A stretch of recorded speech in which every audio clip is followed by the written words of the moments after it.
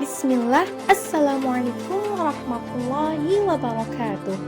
Salam mahasiswa. Perkenalkan, nama saya Maisa Siti Nabilah Mardiah dari Prodi Pendidikan Bahasa Arab Universitas Pendidikan Indonesia. Nah, teman-teman sekalian, di sini saya akan berbagi pengetahuan kepada kalian semua tentang tinjauan historis Pancasila dinamika dan tantangan Pancasila dalam kehidupan berbangsa dan bernegara. Teman-teman sekalian, mengenai makna Pancasila itu sendiri, pasti kita sudah pada tahu bahwasannya Pancasila berasal dari dua kata, yakni panca dan sila, sehingga mengandung arti 5 buah prinsip ataupun asas. Dalam setiap sila terkandung nilai-nilai yang dijadikan pedoman dalam kehidupan berbangsa dan bernegara. Baiklah, sekarang kita lihat dinamika Pancasila dari segi historis. Jika kita lihat dinamika Pancasila dari segi historis, upaya pembudayaan ataupun pewarisan nilai-nilai Pancasila dilakukan sejak awal kemerdekaan sampai sekarang. Ironisnya, pada saat ini nilai-nilai Pancasila seringkali mengalami penyimpangan. Nah, berikut ini adalah contoh kasus-kasus penyimpangan terhadap nilai-nilai Pancasila yang terjadi di Indonesia. Kasus penyimpangan ini merupakan kasus penyimpangan pada sila pertama.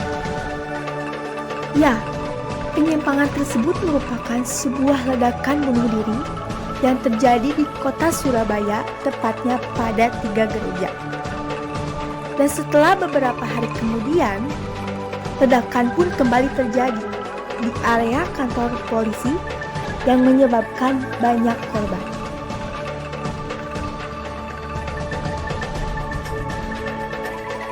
Selanjutnya adalah kasus penyimpangan yang terjadi pada sila kedua. Kasus penyimpangan ini terjadi karena adanya sebuah tragedi penggusuran rumah miskin, yang mana lebih ironisnya lagi, pemerintah tidak sama sekali menindaklanjuti hal tersebut. Dan berikut ini adalah kasus penyimpangan yang terjadi pada sila ketiga. Di antaranya, perang antar suku, tawuran antar pelajar, dan banyaknya aliran sesat yang muncul di kalangan masyarakat. Dan selanjutnya adalah kasus penyimpangan yang terjadi pada sila keempat, yang mana penyimpangan ini terjadi akan adanya ketidakadilan hukum, dan ini merupakan ulah wakil rakyat yang sangat memalukan dan korupsi. Teman-teman sekalian, berikut ini adalah salah satu contoh ketidakadilan yang terjadi di Indonesia, yaitu hanya karena mencuri makanan seharga Rp2.000 saja, mereka diberi sanksi selama 2 bulan penjara. Sedangkan apa?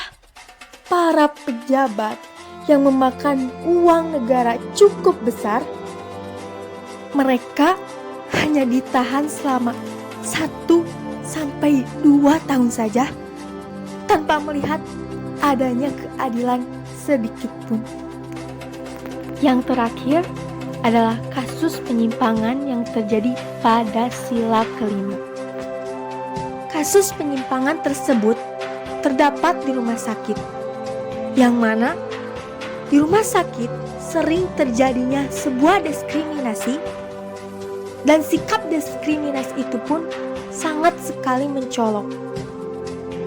Nah, sikap diskriminasi itu terjadi karena adanya perbedaan mereka dalam memperlakukan antara pasien yang kurang mampu dengan pasien yang kaya ataupun yang mampu.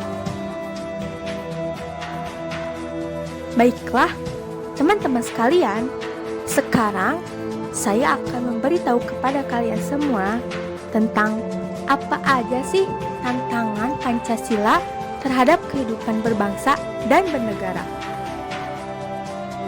Nah, salah satu tantangan Pancasila dalam kehidupan berbangsa dan bernegara adalah meletakkan nilai-nilai Pancasila tidak pada objek yang sebenarnya.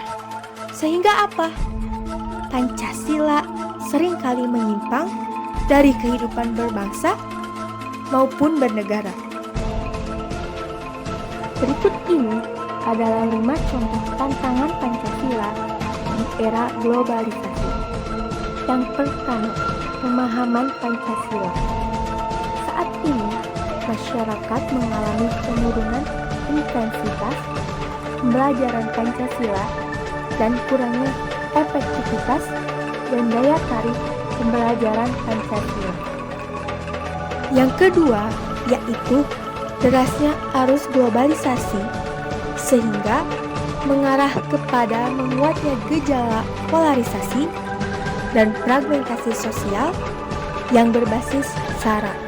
Yang ketiga, yaitu masih lebarnya kesenjangan sosial pada saat ini. Yang keempat, masih melemahnya nilai-nilai Pancasila dalam kelembagaan politik, ekonomi, dan budaya, serta masih melemahnya wawasan-wawasan ideologi Pancasila di kalangan penyelenggaraan negara. Dan yang kelima adalah masih kurangnya keteladanan dari tokoh-tokoh pemerintahan dan masyarakat. Nah, teman-teman sekalian, lalu bagaimana sih cara Pancasila dalam menghadapi tantangan globalisasi? Berikut ini adalah 5 sikap kritis dalam menghadapi tantangan globalisasi. Yang pertama, meningkatkan kualitas sumber daya manusia. Yang kedua, berpegang teguh pada norma sosial. Yang ketiga, meningkatkan kecintaan terhadap budaya lokal melalui berbagai cara, antara lain melalui integrasi budaya lokal pada kurikulum pendidikan, menyelenggarakan lomba seni dan budaya lokal di kalangan remaja, serta memberikan apresiasi dan penghargaan kepada generasi muda yang telah ikut melestarikan dan mengembangkan budaya lokal. Yang keempat, menumbuhkan sikap bangsa terhadap identitas bangsa Indonesia. Dan yang terakhir adalah menerapkan gaya hidup ramah lingkungan. Baiklah, teman-teman sekalian, cukup sekian pembahasan yang dapat saya sampaikan. Dan yang terakhir, saya Indonesia, saya Pancasila. Wassalamualaikum warahmatullahi wabarakatuh.